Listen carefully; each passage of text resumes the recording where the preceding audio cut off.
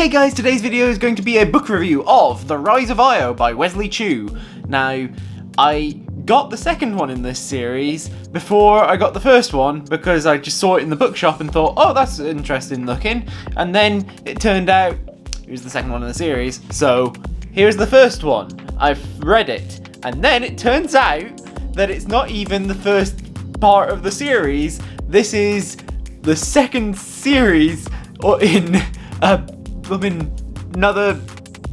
What? I hadn't heard of the Lives of Tao, the Tao series, other than the fact that it was in the front of the book, and then it turns out that, well, it's another part of that series. So I've read the second series before the first one.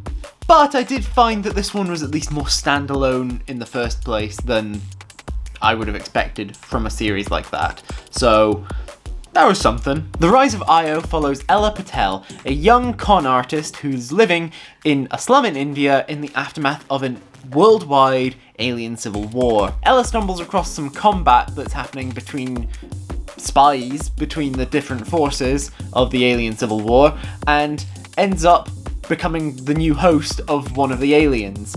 And now she's embroiled in this civil war that she didn't even really want to be part of, and also it's all Cold War stuff at this point. Now she's got an alien in her head.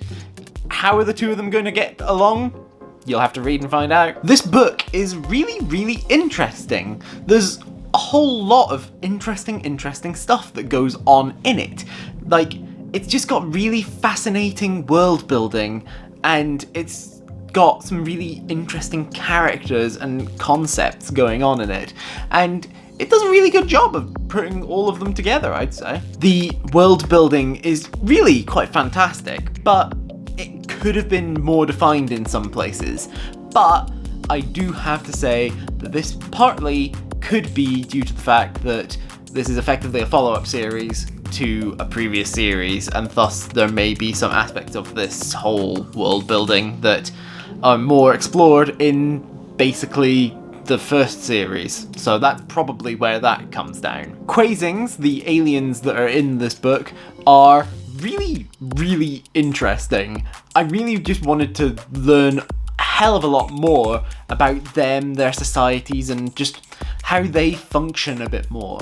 There's a lot that is explored in this one about it. There's a lot more that they could say, and there's probably a lot more that is in the previous series, and I just didn't get to read that first, but oh well. So there are three characters that I felt were particularly interesting and wanted to talk about. Ella is the main character. She's just a great character. Like, she's occasionally just very overconfident in her abilities, and in a kind of an annoying way, to be honest, but she's really strongly defined. She's really just relatable in a lot of ways. She just wants to do what she wants to do, and she's gotten wrapped up in all of this in a way that she didn't really want to be involved in. So she's just kind of trying to work out what the right thing for her to do is,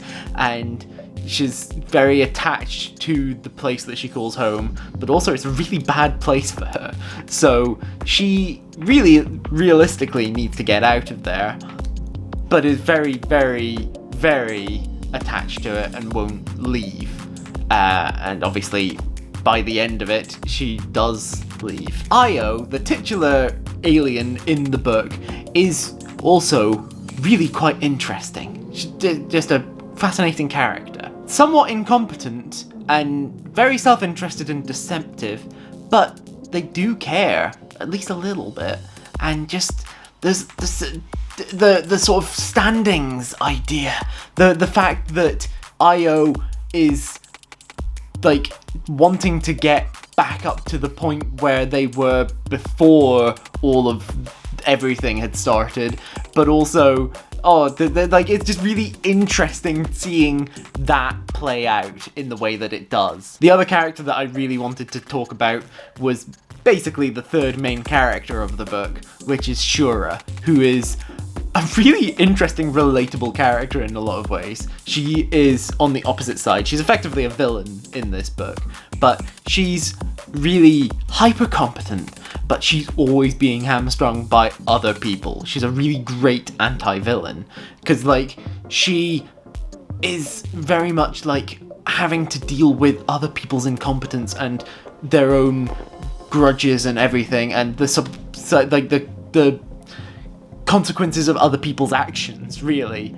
And I was really rooting for her to succeed in a lot of ways. Like, there's a lot of things that you kind of wanted her to just be doing, like, in such a way that, like, she was the villain of the piece, but also she was very, very interesting. And honestly, I really hope that in the follow-up, or the whatever the rest of the series is, she gets a bit more of a redemption arc, because I really liked her character. She was a really interesting character. I found it really interesting, the sort of idea about rising to or falling from expectations, because obviously, like, as we go into it, Tao has been effectively touted as being a sort of great person that's been about for ages and loads and blah blah blah. It's been doing great things in the whole thing of the world. They've been about for ages,